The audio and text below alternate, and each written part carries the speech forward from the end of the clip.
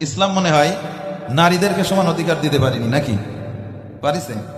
কিন্তু নারীরা যে বলে যে আমরা সমান অধিকার চাই, এইগুলো হচ্ছে হয় তারা অঙ্কে কাঁচা, আর না হলে তারা ইসলামের বিধান মানে না। ইসলাম প্রত্যেককেই তার ন্যায্য অধিকার দিয়েছে, তাই কি না? প্রত্যেককেই যার যা প্রাপ্য আল্লাহ রাব্বুল আলামিন সেই অধিকার তাকে দিয়ে দিয়েছেন। মহিলারা দেখেন, আমি একটু বোঝানোর জন্য বলি, আপনার বাড়িতে মেহমান আসলো, ধরেন আপনার বউয়ের আত্মীয় স্বজন আসলো, তার বাবা মা বা ভাই বোন আসলো, টাকা পয়সা কি মহিলা খরচ করে? যদি থাকে তাও দেবে না আপনারে, বলবে যে দায়িত্ব তোমার, তাই কি না? তারা থাকলেও দেবে না।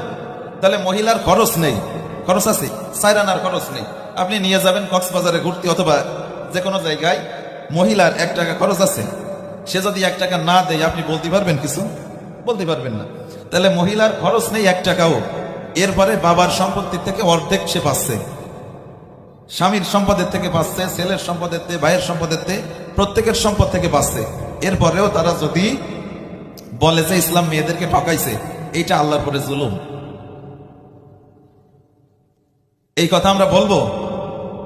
ইসলাম মেয়েদেরকে ঠকায়নি, ইসলাম ন্যায্য অধিকার দিয়েছে। যার যা অধিকার প্রাপ্য ইসলাম তাদেরকে সেই অধিকার দিয়েছে। এই মহিলাদের ভিতরে এই ভুলটা ঢুকিয়ে দিয়েছে দাজ্জালের অনুসারীরা। তারা মহিলাদেরকে আর ঘরের ভিতরে রাখতে চায় না, কারণ দাজ্জালের বেশিরভাগ অনুসারী হবে জারজ সন্তানেরা। এই জন্য মহিলাদেরকে যদি রাস্তায় বের না করা যায়, তাহলে কি জারজ সন্তান হবে? এই জন্য দাজ্জালের অনুসারীরা চায় মহিলাদেরকে রাস্তায় বেরোয় আনতে। এই জন্য সমান অধিকারের স্লোগান দিয়ে মহিলাদেরকে রাস্তায় বের করে আনতে চাই। শিয়ালে যদি মুরগিরে বলে যে তুই বাক্সার ভিতরে থাকবি কা, খাঁচার ভিতরে থাকবি কা, আয় রাস্তায় এসে আন্দোলন করি যে খাঁচার ভিতরে থাকবো না, এই কথা যদি শিয়ালে মুরগিরে বলে, আপনি বলেন তো ওই মুরগির অধিকার দেওয়ার জন্য বলিছে না মুরগিরে খাওয়ার জন্য বলিছে? তাহলে এই যারা মহিলাদেরকে সমান অধিকার দেওয়ার নামে বাড়ি থেকে, ঘর থেকে বের করে আনতেছে, এরা ওই নারীদেরকে ভোগ করার জন্যই এই সমান অধিকারের স্লোগান তাদেরকে শিখাচ্ছে।